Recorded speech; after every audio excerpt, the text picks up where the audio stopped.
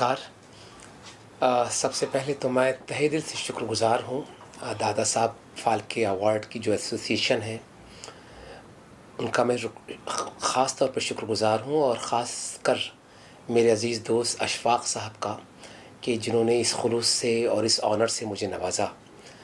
एक फ़नकार के लिए उसकी मेहनत का अगर रिकग्निशन हो, तो अवार्ड्स के ज़रिए फ़नकारों की हौसला अफ़ज़ाई होती है, और अवार्ड एक ऐसा ज़रिया है कि जब किसी फ़नकार का रिकग्निशन होता है, उसके काम की पहचान होती है और उसे किसी एज़ाज़ से या अवार्ड से नवाजा जाता है, तो वो और बेहतर काम करने के लिए ज़िंदगी भर मेहनत करता है, मशक्क़त करता है, ताकि उसका फ़न और बेहतर हो सके।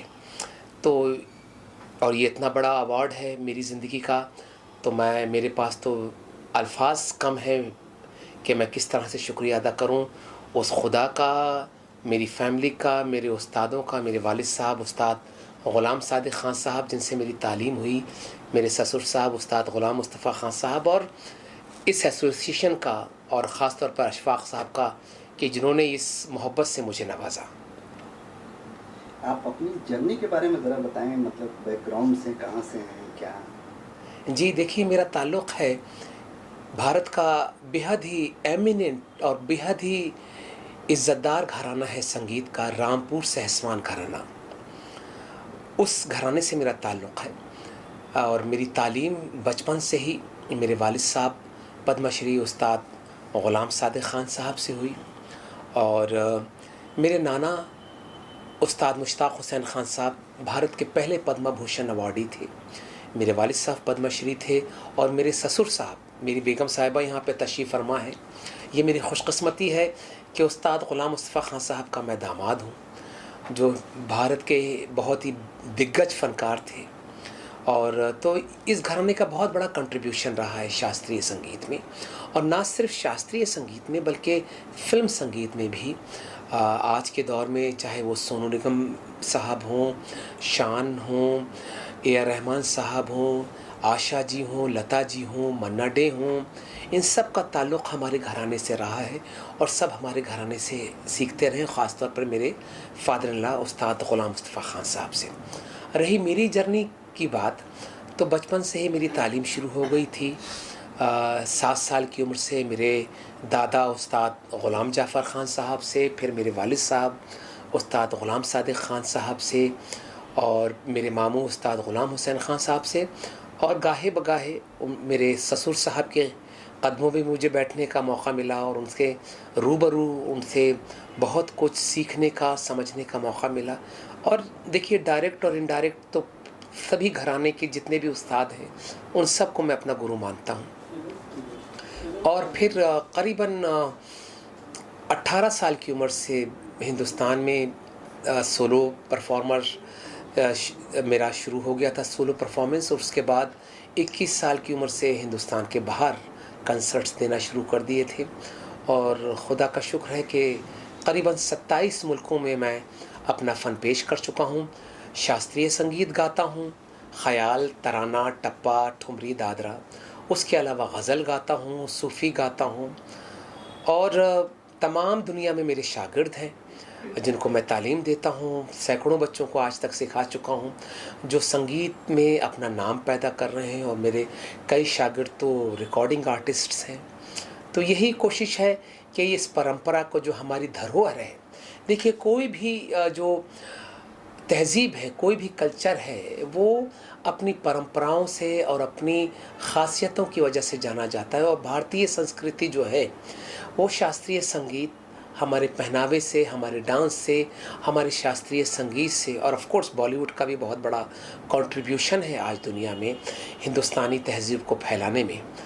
तो संगीत का जो धरोहर है, उससे हमारा हमारा मुल्क तमाम दुनिया में बहुत उसको बड़ी नज़र से देखा जाता है, और बहुत आला मकाम से देखा जाता है। तो यही कोशिश है कि ये धरोहर हमारी कायम रहे, और आने वाली पीढ़ी इसको सीखती रहे, समझती रहे। तो ना सिर्फ एज ए परफॉर्मर आज तक मैं काम कर रहा हूँ, बल्कि एक गुरु होने के नाते मेरा ये फ़र्ज़ है कि आने वाली जनरेशन को मैं सिखाता रहूँ। मेरा बेटा ग़ुलाम हसन बहुत मशहूर फ़नकार है।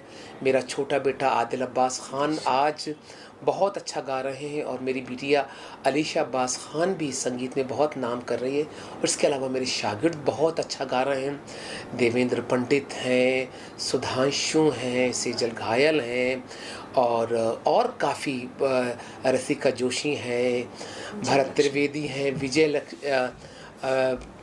जया लक्ष्मी हैं और बहुत सारे शागिर्द हैं मेरे जो दुनिया भर में नाम पैदा कर रहे हैं।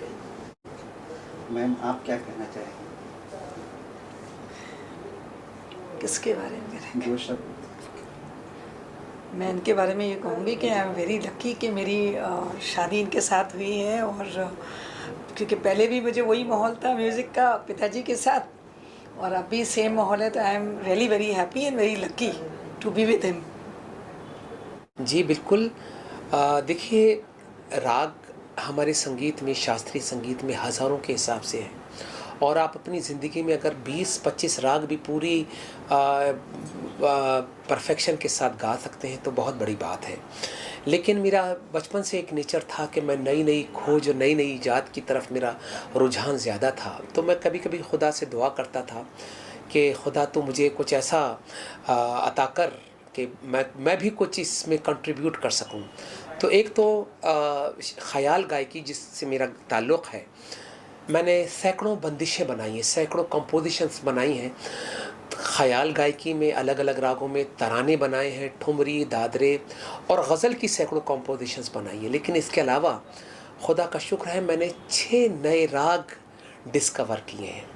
देखिए, 7 ही सुर हैं और कोमल, शुद्ध, तीव्र वगैरह मिला के 12 सुर हैं। बहुत बड़ा चैलेंज है क्योंकि बुज़ुर्गों ने कोई जगह नहीं छोड़ी है कि हम उसमें नया कर सकें। लेकिन इंसान का दिमाग जो है वो खुदा की अता की हुई चीज़ है और हमेशा नया नया कुछ होता रहता है।